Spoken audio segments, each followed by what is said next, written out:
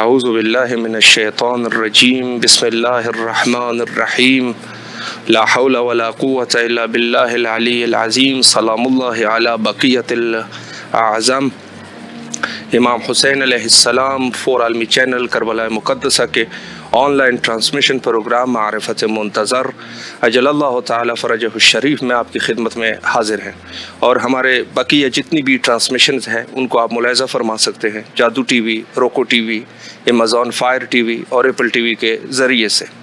منجی عالم بشریت حضرت امام زمان علیہ السلام کے عنوان سے ہماری گفتگو کا سلسلہ جاری ہے، اور آج چونکہ یوم تولد، یوم ولادت حضرت بی بی سیدہ طاہرہ سلام اللہ علیہا، بی بی فاطمہ الزہرا سلام اللہ علیہا بھی ہے، تو ہماری طرف سے وارث حقیقی حضرت امام زمان علیہ السلام اور تمام جہان تشیع کو امام حسین علیہ السلام ٹی وی کی طرف سے تبریک عرض کرتے ہیں۔ اور چونکہ خوشی کا دن ہے، اور یہی چیزیں ہیں کہ جس کو ایام اللہ بھی کہا جاتا ہے، تو اس میں ظاہر ہے کہ امام علیہ السلام فرماتے ہیں کہ ہمارے خوشیوں میں خوش رہنا اور ہمارے جو غم کے دن ہوتے ہیں اس میں غمگین رہنا، یعنی اصل در حقیقت ہمیں اپنا معیار جو بنانا ہے اپنی زندگی کا، اپنی زندگی کے لیے سرمشق اور نمونہ جو بنانا ہے وہ اہل بیت علیہ السلام ہے، جن کی جو حکم ملے گا ظاہر ہے کہ اسی حکم پہ عمل کرنا ہے، اور یہی کچھ ہی کرنا ہے کہ ہم نے ان کے خوشیوں میں خوشیاں منانی ہے اور ان کے غموں میں غمگین رہنا ہے۔ تو آج کے ہمارے جو مہمان ہیں ممبئی سے ہمیں جوائن کر چکے ہیں عالی جناب ڈاکٹر سید شبیب رضوی صاحب، انشاءاللہ العزیز ان سے سوالات اور جوابات کا سلسلہ شروع کرتے ہیں۔ السلام علیکم ورحمۃ اللہ وبرکاتہ۔ علیکم السلام ورحمۃ اللہ وبرکاتہ۔ اسد اللہ ایامکم۔ اسد اللہ ایامکم۔ قبلہ خیریت سے ہیں انشاءاللہ؟ الحمدللہ الحمدللہ۔ جی قبلہ، ایک دفعہ اردو میں بھی آپ کو کہہ دیتے ہیں کہ آج کے دن کی مناسبت سے آپ کی خدمت میں تبریک عرض کرتے ہیں۔ جی آپ کو بہت بہت مبارک ہو، بہت بہت مبارک ہو۔ آپ کو بھی مبارک ہو قبلہ۔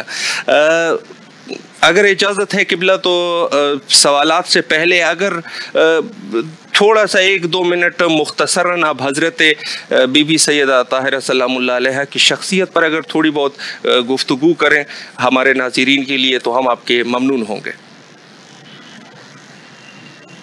اعوذ باللہ السمیع العلیم من الشیطان الرجیم، بسم اللہ الرحمن الرحیم۔ اللہم کل ولیک الحجۃ ابن الحسن صلواتک علیہ وعلی آبائہ فی هذه الساعة وفی کل ساعة ولیا وحافظا وقائدا وناصرا ودلیلا وعینا حتی تسکنہ ارضک طوعا وتمتعہ فیہا طویلا رب صلی علی محمد وآل محمد وعجل فرجہم والعن اعداہم اجمعین۔ الہی آمین۔ حضرت صدیقہ کبریٰ فاطمہ الزہرا سلام اللہ علیہا جو شخصیت ہے وہ اتنی عظیم شخصیت ہے کہ جن کے بارے میں اگر مجلدات والیومز لکھے جائیں تب بھی کم ہے، بے شک، اور واقعاً ایسا ہے بھی کہ ایک بڑے عالم دین نے ابھی ان کے اوپر ایک کتاب لکھی ہے 7 جلدوں میں الکوثر کے نام سے۔ بے شک جی۔ اتنی تفصیلات ہیں ان کی زندگی کے بارے میں کہ کتنے پہلو ہیں، کتنے، ایک مختصر سی زندگی 18 سال کی، لیکن اگر آپ پوری طرح سے ان کی شخصیت کو دیکھیں تو پہلے جو نورانی شخصیت، جو نورانی وجود ہے وہ ایک پہلو ہے، اور اس کے بعد پھر جو اس دنیا میں جو ان کا وجود تھا، سبحان اللہ، تو جو ان کے نورانی وجود کے بارے میں بس اتنا ہے، ایک جملہ کہہ دینا کافی ہے کہ پیغمبر اکرم سے یہ روایت نقل ہے کہ اللہ نے پیغمبر اکرم صلی اللہ علیہ وآلہ وسلم سے فرمایا کہ لولاک لما خلقت الافلاک، اے نبی اگر آپ نہ ہوتے، اے حبیب اگر آپ نہ ہوتے تو میں افلاک کو پیدا نہ کرتا، ولولا علی لما خلقتک، اور اگر علی نہ ہوتے تو میں آپ کو پیدا نہ کرتا، ولولا فاطمہ ما خلقتکما، میں تم دونوں کو پیدا نہ کرتا۔ اب دیکھیے شخصیت کیا جناب زہرا سلام اللہ علیہا کی، اور وہ ان کا وجود، وہ نورانی وجود، اور اسی لیے امام معصوم علیہ السلام سے روایت نقل ہے کہ نحن حجج اللہ علی الخلق، ہم اللہ کی حجتیں ہیں تمام مخلوقات پر، سبحان اللہ، وفاطمۃ الزہرا سلام اللہ علیہا حجت علینا، اللہ اکبر، اور جناب زہرا سلام اللہ علیہا ہم پر حجت ہے۔ بے شک، یعنی یہ بی بی وہ شخصیت تھی کہ جن کے بارے میں کیا کہا جائے، بس یہ کہ اگر اتنا صرف کہہ دیں کہ پیغمبر نے ان کو کہا ام ابیہا، اللہ اکبر، اتنا کافی ہے۔ بے شک، بے شک، پیغمبر نے خود اپنی ماں قرار دیا، بے شک، اور زوجہ امیر المؤمنین ہیں اور ام الائمہ علیہم السلام ہیں۔ بے شک، یہ بہت بڑی چیز ہے، یعنی اگر آدمی اس پہ غور کرے بے شک، تو واقع یعنی انسان یعنی محیر العقول ہے یہ شخصیت۔ بے شک، بے شک، جناب زہرا سلام اللہ علیہا کی شخصیت محیر العقول ہے، بے شک، یعنی عقل حیران ہو جائے، عقل کام نہ کرے۔ بے شک، اور واقعاً جیسے سورہ قدر کی جو آیت ہے، بسم اللہ الرحمن الرحیم، انا انزلناہ فی لیلۃ القدر وما ادراک ما لیلۃ القدر، سبحان اللہ، روایات میں کہ یہاں قدر سے مراد حضرت فاطمہ زہرا سلام اللہ علیہا ہے، بے شک، تو بس اسی جملے کو آپ ان پر رکھ دیجئے کہ وما ادراک ما فاطمہ، اللہ اکبر، اللہ، کسی کے اس کی بات نہیں کہ وہ جناب فاطمہ زہرا سلام اللہ علیہا کی حقیقی شخصیت کو درک کر سکے۔ بے شک، بے شک، اس میں روایات بہت ہے، اگر گفتگو کریں تو پھر اسی میں وقت چلا جائے گا۔ جی بالکل، تو لہٰذا ہاں جی قبلہ، بس یہ اس وجہ سے کہ چونکہ پروگرام تو امام زمانہ علیہ السلام کے عنوان سے، اور پھر آج یوم ولادت بھی تھی حضرت سیدہ طاہرہ سلام اللہ علیہ، تو ہم نے بہتر سمجھا کہ آپ کی زبانی ہمارے ناظرین کچھ سن سکے۔ البتہ یہ موضوع بھی اگر دیکھا جائے تو امام زمانہ علیہ السلام کے ساتھ ان کا بھی ربط ہے، بلکہ تمام معصومین کا ربط امام زمانہ علیہ السلام کے ساتھ ہے۔ تو قبلہ، ایک تو یہ ہے کہ کافی عرصہ پہلے میں ایک ٹیلی ویژن تھا، ان کا نام لینا ضروری نہیں ہے، اس میں وہ کہہ رہے تھے کہ شیعہ کتب میں ولادت امام زمانہ علیہ السلام کو، جو شیعہ معتبر کتب ہے، اس میں یہ لوگ خود بھی، جو کہ شیعوں کے اوپر ایک اشکال کر رہے تھے کہ یہ لوگ ثابت نہیں کر سکتے کہ امام زمانہ علیہ السلام کی ولادت ہوئی بھی ہے یا نہیں بھی ہوئی ہے، تو وہ اس چیز پر اشکال کر رہے ہیں۔ تو بہتر ہے پہلا سوال یہیں سے شروع کریں کہ کیا معتبر شیعہ کتابوں سے امام زمانہ اجل اللہ تعالی فرجہ الشریف کی ولادت ثابت ہے؟ اس پر اگر آپ وضاحت فرمائیں۔ جی، اصل میں یہ واقع ایک نیا مسئلہ کھڑا ہوا ہے کہ کچھ شیعہ یعنی اس پہ ابھی اس موضوع پہ اعتراض ہے، کچھ البتہ یہ تو اقلیت میں، مائنورٹی میں یہ لوگ، لیکن پھر بھی بہرحال سوال ہے، تو اس کا جواب بالکل واضح ہے کہ تمام شیعہ محدثین یعنی متقدمین میں سے اور متاخرین میں سے بھی سب نے اس بات کی، اس موضوع سے متعلق اپنی کتابوں میں روایات نقل کی ہیں کہ امام زمانہ عجل اللہ تعالی فرجہ الشریف کی ولادت ہو چکی ہے۔ ابھی کیونکہ اس مختصر سے پروگرام میں یہ اتنا تو وقت نہیں ہے کہ ساری محدثین کی مثالیں دیں، بس صرف 2 مثالیں آپ کی خدمت میں عرض کرتے ہیں، اور باقی کچھ حوالے آپ جو جن کو انٹرسٹ ہے، جن کو دلچسپی ہے، وہ ریفر کر لیں، رجوع کر لیں۔ بے شک، سب سے دیکھیے محدثین میں غیبت صغریٰ میں محدثین میں سب سے جو بڑے محدث ہمارے یہاں گزرے ہیں وہ شیخ کلینی ہیں، شیخ محمد بن یعقوب الکلینی، جن کو ثقۃ الاسلام کہا جاتا ہے، ثقۃ الاسلام کلینی، اعلی اللہ مقامہ واقع، اور اتنی بڑی شخصیت جی کہ ان سے بڑی شخصیت تو ابھی آپ سوچ سکتے ہیں کہ واقع عالم تشیع میں مشکل ہے کہ ان سے بڑی کوئی شخصیت گزری ہو. اور ان کی کتاب جو ہے کافی بہت ہی مشہور کتاب ہے جو 8 جلدوں میں ہے. پہلی 2 جلدیں اصول کافی ہے, پھر 5 جلدیں فروع کافی ہے, اور آخری جلد جو 8ویں جلد ہے وہ روضۃ من الکافی ہے. تو پہلی جو جلد ہے اس میں انہوں نے چند موضوعات پر یعنی جو ڈسکشن کیا ہے, اس میں ایک موضوع ہے کتاب یعنی ایک کتاب ہے کتاب الحجہ کافی میں پہلی جلد اصول کافی کی پہلی جلد کتاب الحجہ, یعنی یہ ائمہ معصومین علیہ السلام کے متعلق ہے. اب آپ دیکھیے اس کتاب الحجہ میں وہ ایک باب لے کر آئے, ایک چیپٹر, اور اس چیپٹر کا نام ہے باب الاشارۃ والنص الی صاحب الدار عجل اللہ تعالی فرجہ الشریف. صحیح, یعنی اس چیپٹر کے اندر اشارہ بھی ہے اور نص بھی ہے. یعنی اشارہ تو کلیئر ہے کہ وہ اشارہ کا مطلب کیا, اردو میں بھی استعمال ہوتا ہے. نص مطلب کیا ہے؟ نص یعنی اس حدیث کو کہتے ہیں کہ جس کی کسی طرح سے اور کوئی جسٹیفیکیشن ہو نہیں سکتی ہے, توجہ نہیں ہو سکتی ہے, اس کا ایک ہی مطلب نکالا جا سکتا ہے, اور وہ یہ کہ امام زمانہ عجل اللہ تعالی فرجہ الشریف ولادت ہو چکی ہے. اب دیکھیے اس میں سے خالی ایک حدیث آپ کی خدمت میں عرض کرتے ہیں, آپ دیکھ لیجیے روایات بھی اس میں موجود ہیں, جس کو چاہیے وہ رجوع کر سکتا ہے. اس میں یہ کافی میں روایت موجود ہے اسی چیپٹر میں کہ علی بن محمد ابن علی ابن بلال قال خرج الی من ابی محمد قبل مضیه بسنتین یخبرنی بالخلف من بعدہ. یعنی کہتے ہیں کہ مجھے 2 سال پہلے امام حسن عسکری علیہ السلام کی طرف سے یہ خبر دی گئی کہ ان کا ایک فرزند موجود ہے بالخلف من بعدہ. اب جو بھی عربی سمجھتا ہو وہ اچھی طرح سمجھے گا بالخلف من بعدہ کا مطلب کیا ہے. جی بالکل, یخبرنی مجھے خبر دی گئی بالخلف من بعدہ ثم خرج الی من قبل مضیہ بثلاثۃ ایام. صحیح, پہلے 2 سال پہلے نہیں, پھر ان کی امام حسن عسکری علیہ السلام کی شہادت سے 3 دن پہلے بثلاثۃ ایام یخبرنی بالخلف من بعدہ. اس میں بھی پھر اسی بات کی تاکید کی گئی کہ میرا فرزند ہے, میرا بیٹا ہے. امام کی طرف سے یہ خبر دی گئی. یہ شیخ کلینی رضوان اللہ تعالی علیہ نے اپنی کتاب کافی میں اس حدیث کو درج کیا ہے. تو یہ تو ہوگی کافی کی بات. اب دوسرے مشہور محدث, اور یہ غیبت کبریٰ کے یہ پہلے مرجع تقلید ہے.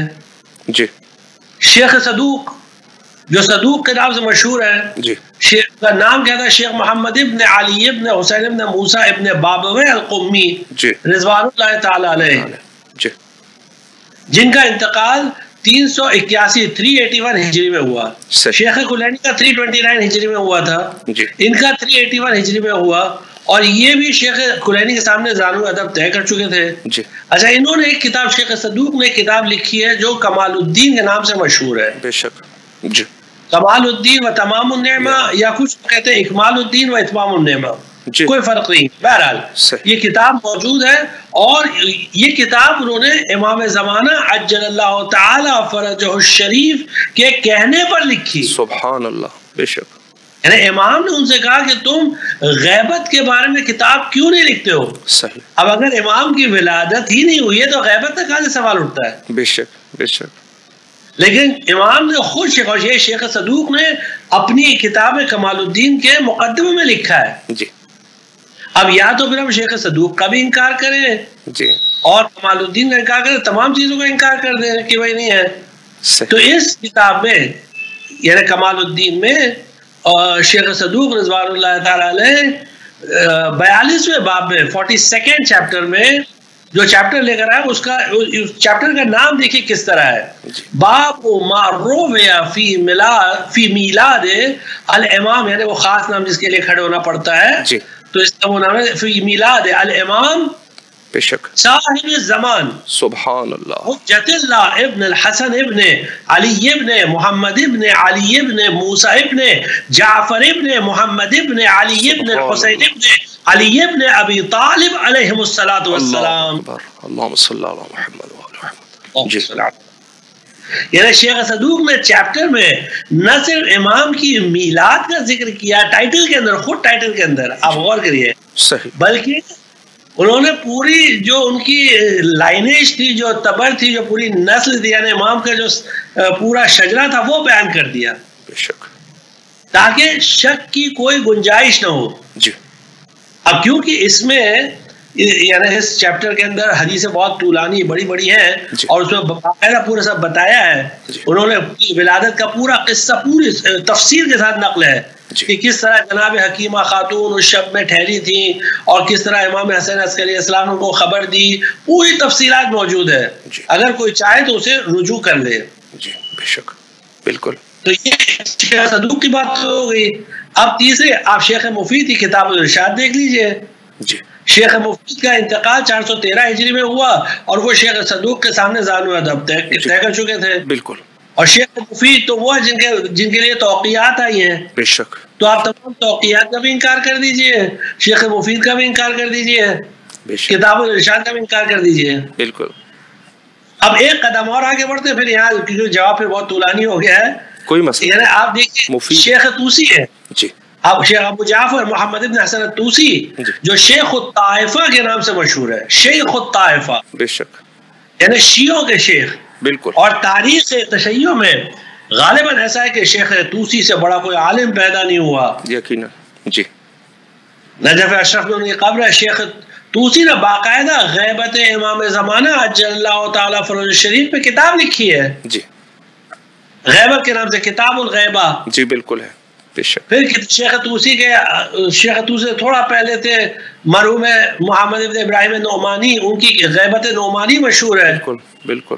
پھر امام رضا اور امام جواد علیہ السلام کے زمانے میں ایک بہت بڑے عالم دین گزرے تھے جن کا نام تھا فضل ابن شاہزان النیشاپوری. فضل ابن شاہزان پوری کے بارے میں امام سے حدیث ہے کہ میں اہل خراسان سے رشک کرتا ہوں کہ ان کے درمیان فضل ابن شاہزان جیسی شخصیت موجود ہے. اللہ اکبر. بالکل. یہ روایت موجود ہے کہ فضل ابن شاہزان کے بارے میں یعنی امام فرماتے ہیں کہ میں اہل خراسان سے رشک کرتا ہوں. انہوں نے کتاب لکھی ہے اثبات الغیبہ. جی بالکل. غیبت پہ پہلی کتاب تھی. جی. اثبات الغیبہ، پوری کتاب غیبت پہ. جی. یہ کب کتاب لکھی گئی؟ جب امام زمانہ عجل اللہ تعالیٰ فروز شریف کی ولادت بھی نہیں ہوئی تھی. جی بالکل بالکل. اور کیا آپ نے؟ جی بالکل. اب اس کے بعد بھی اگر کسی کو ڈاؤٹ ہے اور کسی کو اعتراض ہے اور پھر بھی کہتا ہے کہ نہیں یہ ساری روایات غلط ہیں، یہ سارے علماء غلط ہیں، تو پھر تو اس کو کوئی اور مذہب ڈھونڈنا چاہیے مذہب تشیع کے علاوہ. یقیناً یقیناً. جی قبلہ اگلا سوال یہ ہے کہ ظاہر ہے کہ جیسے آپ نے فرمایا کہ شیعہ مذہب میں چاہے وہ متقدمین ہے یا متاخرین ہے، اظہر من الشمس ہے کہ حضرت امام زمانہ علیہ السلام کی امامت کو بھی قبول کرتے ہیں، غیبت کو بھی قبول کرتے ہیں. تو کیا یہ عقیدہ مہدویت جس کو کہا جائے، یہ عقیدہ کیا اہل تسنن کے ہاں بھی پایا جاتا ہے؟ اس پر اگر آپ وضاحت فرمائیں. دیکھیے ایک بات تو یہ حقیقت ہے جی کہ یہ سب قبول کریں گے مہدی ایک ہے. جی جیسے اللہ ایک ہے، پیغمبر اکرم صلی اللہ علیہ وسلم ایک ہے، قرآن ایک ہے، کتاب ایک ہے ہماری، ویسے ہی مہدی ایک ہے. بے شک. تو شیعہ اور اہل تسنن، شیعہ اہل تسنن دونوں کا عقیدہ امام مہدی کے بارے میں عقیدہ بالکل سیم ہے، کوئی فرق نہیں ہے. جی. اور بڑے بڑے اہل تسنن کے علماء جی جیسے یعنی ہم آپ کے سامنے چند نام لیتے ہیں اور یہ خود اتنی بڑی شخصیتیں ہیں کہ ان کے بارے میں بھی کوئی انکار نہیں کر سکتا ہے. مثلا جلال الدین سیوطی ہے. جی. جلال الدین سیوطی خود انہوں نے 2 تفسیر قرآن لکھی ہے. جی. ایک تفسیر در منصور ہے اور ایک تفسیر اتقان ہے. صحیح. اور پھر ایک تفسیر میں دوسرے جلال الدین کے ساتھ شریک تھے، اس لیے اس تفسیر کا نام ہے تفسیر جلالین. تو یوں آپ کہہ سکتے ہیں کہ 2.5 تفسیریں انہوں نے لکھی ہے. جی. انہوں نے خود امام زمانہ عجل اللہ تعالیٰ فرج الشریف پر کئی کتابیں انہوں نے لکھی ہیں، اور باقاعدہ اس میں انہوں نے یہ لکھا ہے کہ عقیدہ امامیہ غیر شیعوں کا عقیدہ یہ ہے کہ وہ امام حسن عسکری علیہ السلام کے فرزند ہیں. سبحان اللہ. اور اس کے بعد انہوں نے اس حقیقت کا انکار نہیں کیا جی کہ یہ بات غلط ہے. صحیح. اس کے بعد پھر دوسرا نام آپ دیکھیں، بہت بڑا نام ہے ابن عماد حنبلی. انہوں نے کتاب لکھی ہے شذرات الذهب فی اخبار ما شذرات الذهب فی اخبار ما ذهب. صحیح. انہوں نے تفصیل سے امام زمانہ عجل اللہ تعالی فرج الشریف کے بارے میں ڈسکس کیا ہے. اس کے علاوہ ابن حجر ہیثمی جن کا انتقال 974 ہجری میں ہوا، اور جنہوں نے ایک یعنی بہت مشہور کتاب لکھی تھی الصواعق المحرقہ، کتاب لکھی تھی. یہ ابن حجر نے ایک کتاب لکھی ہے القول المختصر صحیح فی علامات مہدی المنتظر. اللہ. صحیح. جس میں انہوں نے بہت ہی تفصیل کے ساتھ انہوں نے لکھا بھی ہے کہ امام مہدی عجل اللہ تعالی فرج الشریف امام حسن عسکری علیہ السلام کے فرزند ہیں. سبحان اللہ. سبحان اللہ. اور ابھی حال ہی میں جی جو شیخ ناصر الدین البانی اہل حدیث کے بہت بڑے عالم، صحیح، یعنی شیخ الکبیر ان کو کہا جاتا ہے، کوئی اہل حدیث عالم نہیں ہوگا جو شیخ ناصر الدین البانی کا انکار کرے. جی. شیخ ناصر الدین البانی نے باقاعدہ انہوں نے صحاح ستہ پر 2 سیریز لکھی ہے. جی. اور اس سیریز کا نام ایک ہے یعنی سلسلۃ احادیث صحیحہ ایک ہے، اور دوسرا سلسلۃ احادیث سقیمہ. صحیح. یہ 2 انہوں نے سلسلے لکھے ہیں. انہوں نے باقاعدہ ایک مجلے میں، ایک میگزین میں امام زمانہ عجل اللہ تعالیٰ فرج الشریف کے بارے میں پورا تفصیل سے ڈسکس کیا ہے. صحیح. خیر یہ ایک بہت یعنی ڈیٹیل ڈسکشن، خالی ابھی صحاح ستہ سے آپ کو یعنی چند باتیں ابھی خدمت میں عرض کرتے ہیں. کہ صحاح ستہ میں ایک روایت ہے کہ رسول اکرم صلی اللہ علیہ وآلہ وسلم نے فرمایا یا فاطمہ ابشرک ان مہدی من کے. اللہ اکبر. سبحان اللہ. اے فاطمہ میں تمہیں بشارت دیتا ہوں کہ مہدی تم میں سے ہیں. اللہ اکبر. ابشرک ان مہدی من کے. اب دیکھیں اس سے واضح چیز تو ہوگی نہیں. بالکل. اب اور دیکھیں روایات آپ کو دیکھیں اس میں، یعنی جو پوائنٹ عرض جو کرنا چاہ رہے ہیں آپ کی خدمت میں وہ یہ ہے کہ امام زمانہ کے نہ صرف عقیدے کے بارے میں اہل تسنن کتابیں موجود ہیں بلکہ تفصیلات موجود ہیں. جی تفصیلات موجود ہیں. صحیح. مثال کے طور پر ان کے حسب و نسب کے بارے میں گفتگو ہے. یعنی اکثر علماء اہل تسنن نے اس بات کا اعتراف کیا ہے کہ وہ امام حسین کی نسل سے ہوں گے، سوائے کچھ اس میں ایکسیپشنز ہیں، کچھ استثناءات ہیں جو کہتے ہیں کہ وہ امام حسن مجتبی علیہ السلام کی نسل میں سے ہیں. اگر آپ امام حسن مانے، امام حسین مانے، بہرحال جو بھی مانے، لیکن یہ کہ عقیدہ مہدی اہل بیت کے گھر سے باہر نہیں گیا ہے. جی بالکل، بے شک یہ امپورٹنٹ چیز ہے. دوسرا یہ ہے کہ تمام روایات ان کے یہاں بہت ہی مشہور ہے کہ وہ زمین کو عدل و انصاف سے بھر دیں گے. مثال کے طور پر سیاستہ میں ایک روایت موجود ہے کہ لولا یبقى من الدنیا الا یوم واحد. اگر دنیا کے خاتمے کو صرف ایک دن بچے گا، صحیح، لطول اللہ ذلك اليوم، اس دن کو اتنا طولانی کر دے گا حتی یبعث اللہ رجلا من ولدی، جب تک کہ اللہ میری اولاد میں سے ایک مرد کو نہ بھیجے. سبحان اللہ. بے شک. اسمی و کنیتہ کنیتی، اس کا نام میرا نام ہوگا اور اس کی کنیت میری کنیت ہوگی. صحیح. یہ دیکھیں اتنی تفصیلات. اور اس کے بعد حدیث ختم نہیں ہوتی ہے یملأ الارض قسطا وعدلا بعدما ملئت ظلما وجورا. وہ دنیا کو عدل و انصاف سے اس طرح بھر دیں گے جس طرح وہ ظلم و جور سے بھری ہوگی. سبحان اللہ. ابھی اتنی تفصیلات کس کے بارے میں بتائیے آپ؟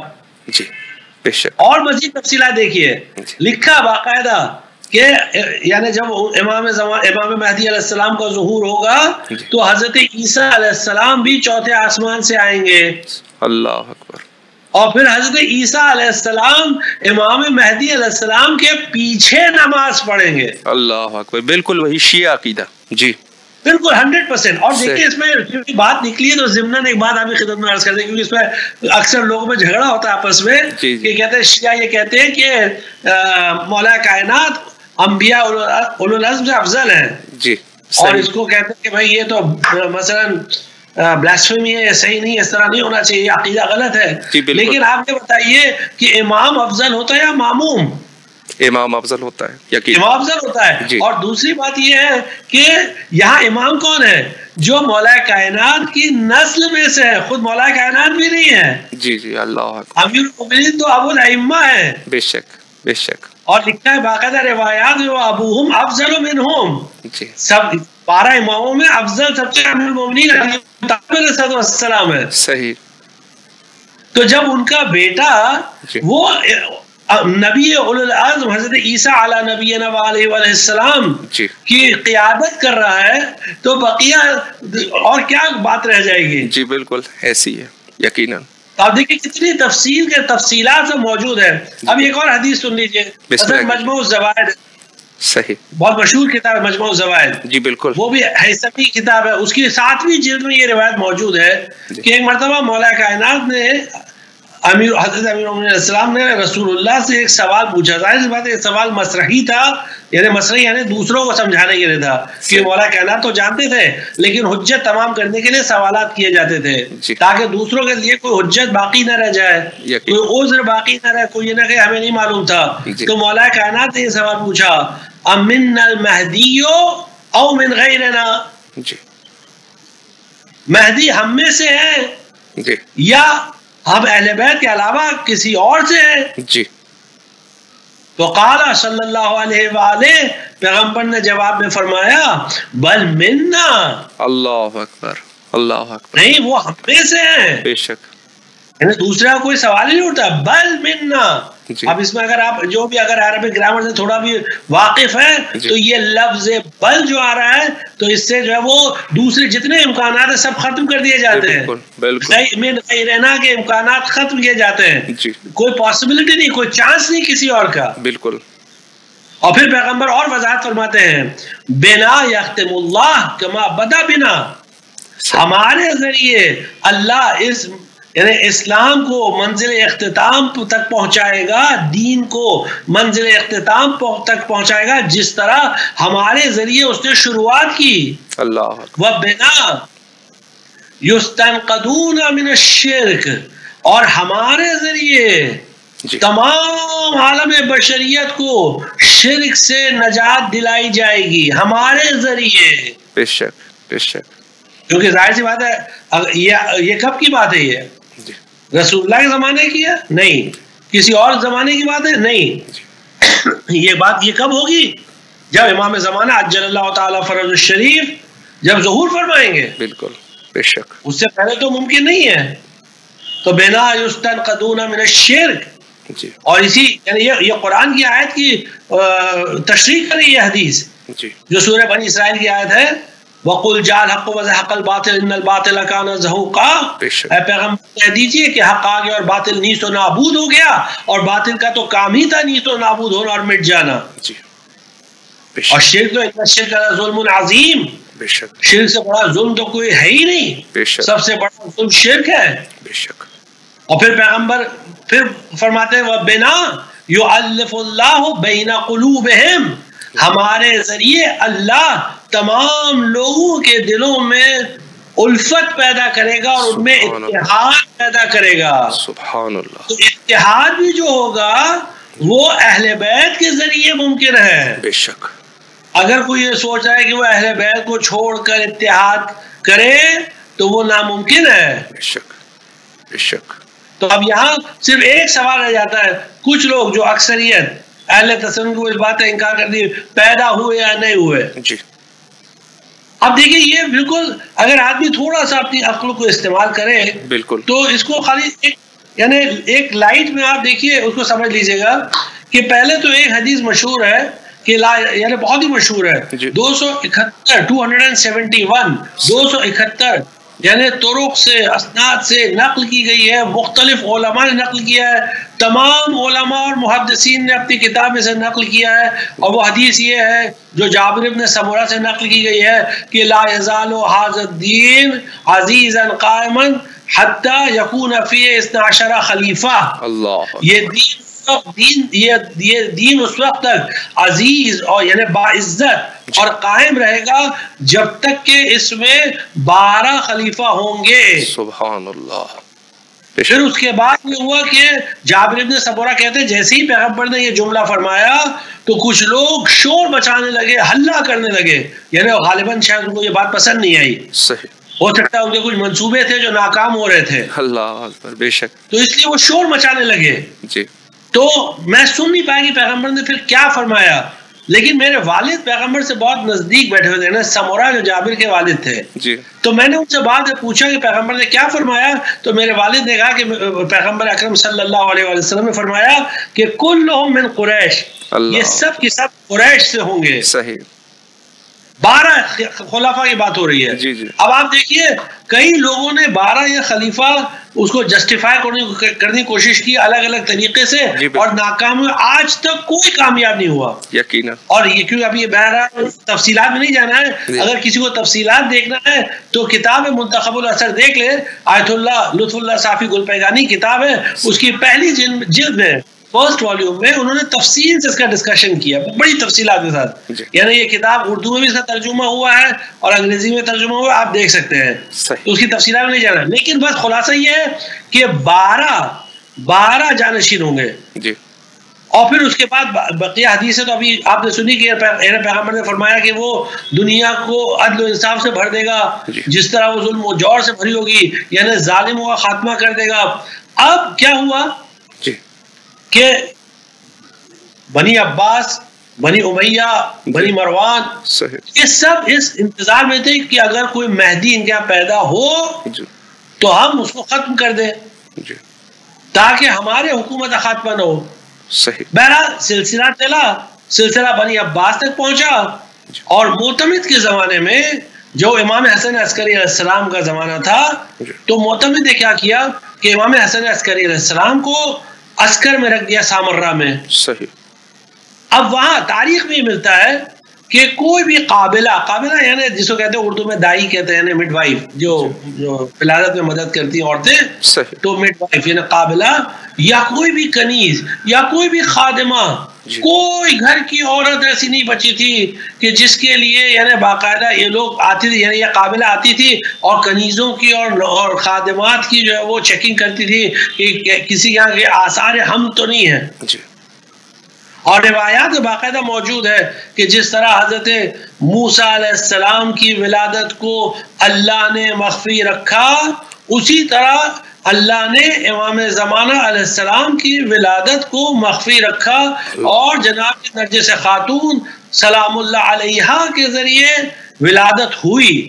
لیکن اب کیوں کہ ایسا ہوا کہ ولادت ہو گئی اور بنی عباس کو پتہ بھی چل گیا ولادت ہو گئی، اور انہوں نے باقاعدہ کچھ لوگوں کو، ایک دستے کو، فوجی دستے کو بھیجا امام زمانہ کو گرفتار کرنے کے لیے. صحیح. اور وہ نہیں کر پائے. جی. تو وہ واپس آ گئے، ان میں سے 1-2 لوگ ہلاک بھی ہوئے. جی. واپس آئے. اب جب واپس آئے تو انہوں نے بتایا کہ ہمارے ہاتھ نہیں لگ پائے. جی. ہم نے بہت کوشش کی. اب بنی عباس کے پاس ایک دوسرا جو حربہ باقی رہ گیا تھا بس. اور وہ کیا تھا؟ جو ابتدا اسلام سے چلا آ رہا تھا، پروپیگنڈا. صحیح. پروپیگنڈا اتنا کرو کہ امام حسن عسکری علیہ السلام کے یہاں ولادت ہوئی نہیں. جی. اتنا پروپیگنڈا کرو، اور نتیجہ یہ ہوا کہ یہ بات پورے عالم اسلام میں پھیلا دی گئی کہ حضرت امام حسن عسکری علیہ السلام اس دنیا سے چلے گئے اور ان کی کوئی اولاد نہیں تھی. اور اس بات کو کیونکہ پروپیگنڈا ہوا تھا اور حکومت کے ذرائع سے یہ بات ابلاغ کی گئی تھی، اس لیے سب نے اسے قبول بھی کر لیا، سب نے اسے مان بھی لیا. اور وہ سب جو درباری مورخین تھے بنی امیہ کے، بنی عباس کے، بنی مروان کے، انہوں نے سب اپنی کتابوں میں اسے درج بھی کر دیا. ہو گیا، ختم ہو گئی بات. جی تو یہ بات پھر عام ہو گئی، سوائے چند شیعہ معتبر علماء کے اور کچھ اہل تسنن کے علماء کے، جیسے شعرانی نے، جو اہل تسنن کے بہت بڑے عالم ہیں، شعرانی، انہوں نے کتاب لکھی ہے الیواقیت والجواہر، اس میں باقاعدہ انہوں نے لکھا ہے کہ امام زمانہ عجل اللہ تعالیٰ فرج الشریف کی ولادت ہو چکی ہے، اور نہ صرف ہوئی ہے بلکہ لوگوں نے ان سے ملاقات بھی کی ہے۔ اللہ اکبر، بے شک۔ یہ سب چیزیں تھی جو آپ کی خدمت میں عرض کی۔ جی قبلہ ہمارے پاس تقریباً 8 منٹ بچے ہیں، ایک سوال قبلہ آپ کے سامنے اور رکھ دیتے ہیں، وہ ہے اسباب غیبت امام زمانہ علیہ السلام، یعنی ایسے کون سے اسباب تھے، ایسے کون سے وجوہات تھے جس کی وجہ سے امام نے غیبت فرمائی؟ تو کیا شیعہ روایات میں، اہل بیت علیہ السلام کے روایات میں اسباب امام زمانہ علیہ السلام کا ذکر ہو چکا ہے؟ اس پر اگر آپ وضاحت فرمائیں۔ جی دیکھیے، پہلی بات تو غیبت کے بارے میں باقاعدہ تفصیلات سے کتابیں لکھی جا چکی ہیں، جیسے کہ ابھی عرض کیا آپ کی خدمت میں جناب فضل ابن شاہزان نے لکھی ہے، اس کے بعد شیخ طوسی نے لکھی ہے، پھر مرحوم نعمانی نے لکھی ہے، اور دیگر بڑے بڑے علماء نے غیبت کی کتابیں لکھی ہیں، اور ان کتابوں میں انہوں نے باقاعدہ ان وجوہات کا بھی ذکر کیا ہے مشہور کتابوں سے۔ اب یہاں آپ کی خدمت میں چند اسباب بیان کرتے ہیں۔ ویسے روایات میں یہ ہے کہ اس کا اصل سبب اور اس کی اصل وجہ صرف اللہ جانتا ہے، اور اللہ کے علاوہ کوئی نہیں جانتا۔ اللہ اکبر، بے شک، صرف اللہ جانتا ہے بس۔ جی، اور وہ انشاءاللہ جب امام کو ظہور ہوگا جی، تو اس وقت پتہ چلے کہ اس کی اصل وجہ کیا ہے۔ لیکن فرعی اعتبار سے کچھ وجوہات بیان کی گئی ہیں، وہ آپ کی خدمت میں عرض کرتے ہیں کہ پہلے ایک روایت کافی میں ہے، کافی جلد 1 صفحہ نمبر 343 اور حدیث نمبر 31، یعنی کتاب اصول کافی میں جلد 1 اور صفحہ نمبر 343، اس میں جو وجہ بیان کی گئی ہے وہ یہ ہے کہ اللہ کا غضب بندوں پر۔ اللہ اکبر، اللہ کا غضب۔ امام باقر علیہ السلام نے خط لکھا امام جواد علیہ السلام نے محمد ابن ابی الفرج، کیونکہ محمد ابن ابی الفرج یہ امام جواد علیہ السلام کے زمانے میں تھے، امام باقر علیہ السلام کے زمانے میں نہیں تھے، تو محمد ابن ابی الفرج کو امام جواد علیہ السلام نے خط لکھا کہ اذا غضب اللہ تبارک و تعالی علی خلقہ، جب اللہ تبارک و تعالی اپنی مخلوقات پر غضبناک ہوتا ہے، نحانا عن جوارہم، تو ہم کو ان کے جوار سے دور کر دیتا ہے۔ اللہ اکبر، یعنی وہ ہمارے ساتھ ہونے سے محروم ہو جاتے ہیں، اللہ ان سے یہ توفیق سلب کر لیتا ہے کہ امام کا وجود ان کے درمیان ہو، یعنی جسمانی وجود۔ یہ بہت، یعنی واقعی اس میں کوئی دو رائے نہیں، غیبت ایک قسم کا عذاب الہی ہے مخلوقات پر۔ اور اس کی وجہ کیا تھی؟ وجہ یہ تھی کہ لوگوں نے اس عظیم نعمت، یعنی اس نعمت عظمیٰ کی قدر نہیں کی۔ صحیح، یہ نعمت یعنی جسے امامت کہتے ہیں، جسے ولی خدا کہتے ہیں، اس کی قدر نہیں کی۔ جیسے کہ دعا ندبہ میں امام زمانہ عجل اللہ تعالیٰ فرج الشریف فرماتے ہیں فَقُتِلَ مَنْ قُتِلَ وَالسُّبِيَ مَنْ سُبِي وَأُقْصِيَ مَنْ أُقْصِي، یعنی اہل بیت میں سے انہوں نے کچھ کو قتل کیا اور کچھ کو قیدی بنایا اور کچھ کو در بدر پھرایا اور وہ وطن سے دور کر دیا۔ تو یقیناً جب اس طرح کا سلوک کیا اہل بیت کے ساتھ تو اللہ پھر اس امت پر غضبناک ہوا۔ سوائے وہ لوگ کہ جو امام زمانہ کی طرف متوجہ ہوتے ہیں اور امام زمانہ عجل اللہ تعالیٰ فرج الشریف سے ہمیشہ توسل کرتے ہیں، روزانہ ان کو یاد کرتے ہیں اور ان کے لیے دعائیں کرتے ہیں، تو یقیناً ان پہ امام زمان کی عنایات ہوتی ہے۔ تو یہ اس میں سے استثناء ہے، اگرچہ جسمانی طور پر وہ امام سے کانٹیکٹ میں ضروری کہ وہ ہو، جیسا کہ امام زین العابدین علیہ السلام نے جناب ابو خالد کابلی سے فرمایا یا ابا خالد ان اہل زمان غیبتہ القائلین بامامت المنتظرین ظہور افضل اہل کل زمان، اے ابو خالد جو ان کے زمانے کے لوگ ہوں گے، جو ان کی امامت کے قائل ہوں گے اور ان کے اور جو ان کے ظہور کا انتظار کریں گے، وہ تمام زمانے کے افراد سے افضل ہوں گے. اللہ اکبر. اور کیوں افضل ہوں گے؟ امام نے وہ وجہ بھی بیان کر دی. لأن اللہ آتاہم من العقول والافہام والمعرفہ، کیونکہ اللہ نے ان کو عقلیں دی ہیں، فہم دیا اور معرفت دیا ہے. اور یہ تین چیزوں کی وجہ سے کیا ہو رہا ہے؟ ما صارت به الغیبۃ عندهم بمنزلۃ المشاہدہ. اللہ اکبر. ان کے لیے غیبت مشاہدے کے برابر ہے. یعنی یہ وہ لوگ جو امامت کے قائل ہیں اور ظہور کا انتظار کر رہے ہیں، ان کے لیے کوئی فرق نہیں کہ امام غیبت میں ہو یا حاضر ہو جسمانی طور پر. یعنی اس طرح وہ لو لگا ہے. ایک وجہ تو یہ ہے. دوسری وجہ یہ ہے جو روایات ملتی ہے، اور یہ روایت جو وہ احتجاج تبرسی میں ہے، صحیح، جلد 2 صفحہ نمبر 498 میں، وہ یہ کہ شیعوں میں آپس میں جو اختلافات ہیں اور جو شیعہ ہمیشہ آپس میں لڑتے رہتے ہیں ایک دوسرے سے، یہ چیز امام زمان عجل اللہ تعالی فرجہ الشریف کو بہت بری لگتی ہے.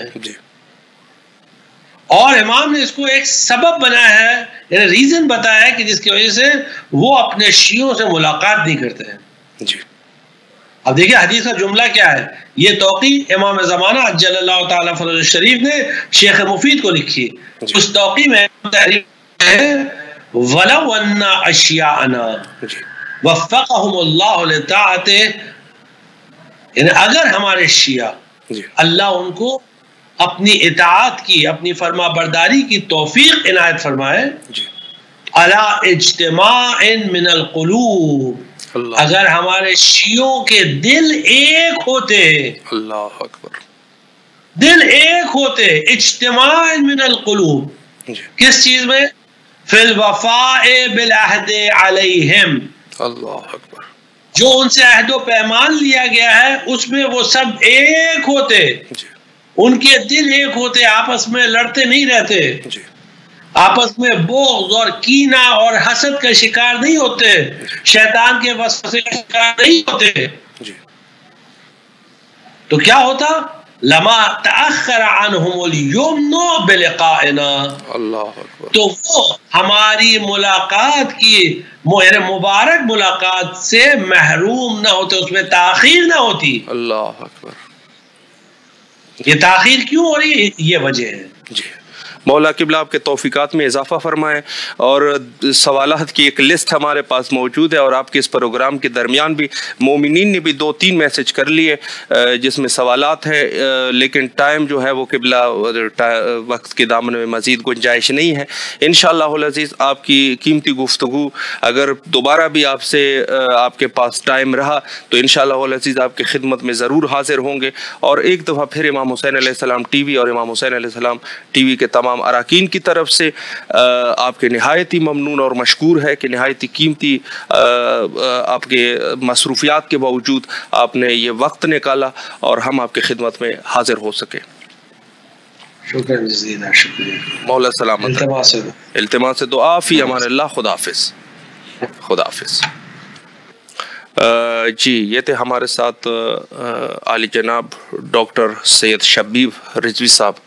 نہایت ہی زبردست اور محکم قسم کی گفتگو انہوں نے فرمائی ہے، اور مختلف کتب کا حوالہ انہوں نے دے دیا، چاہے وہ اہل تسنن کی کتابیں ہو یا اہل تشیع کی کتابیں. زبردست طریقے سے انہوں نے جو بھی سوالات ہم نے ان کے سامنے پیش کیے، اعتقاداتی سوالات، تو اس پہ انہوں نے زبردست طریقے سے استدلال بھی قائم کیے، اور ساتھ ساتھ ان کی عربی عبارت بھی تلاوت کرتے رہے، اور ساتھ ساتھ میں جو معنی اور مفہوم تھا وہ بھی نکالتے رہے. نہایت ہی ان کی شکر گزار ہے. بہت اچھی گفتگو ہوئی. انشاءاللہ العزیز دوبارہ بھی کوشش کی جائے گی کہ اس قسم کے جس قسم کے محققین جو کہ ہمارے الحمدللہ شیعہ مذہب میں پائے جاتے ہیں، ان کو دوبارہ بھی دعوت کی جائے، اور ان کی نہایت ہی مہم اور مفید گفتگو سے ہم اور مومنین جتنے لوگ بھی ہیں وہ انشاءاللہ استفادہ کر سکے، تاکہ کل کو کوئی یہ نہ کہہ سکے کہ امام زمانہ علیہ السلام کے عنوان سے اور امام زمانہ علیہ السلام کے وجود اقدس پہ ہمارے پاس کوئی دلیل نہیں ہے. دلیل مذہب شیعہ میں دلیلوں کی کمی نہیں ہے، دلیلیں بہت ہے، اور انشاءاللہ العزیز آخر میں دعا ہمیں کرنی چاہیے کہ امام جلد از جلد ظہور فرمائے، اور وہی دعا جو کہ ہمیشہ ہم کرتے ہیں، اللہم عجل لولیک الفرج۔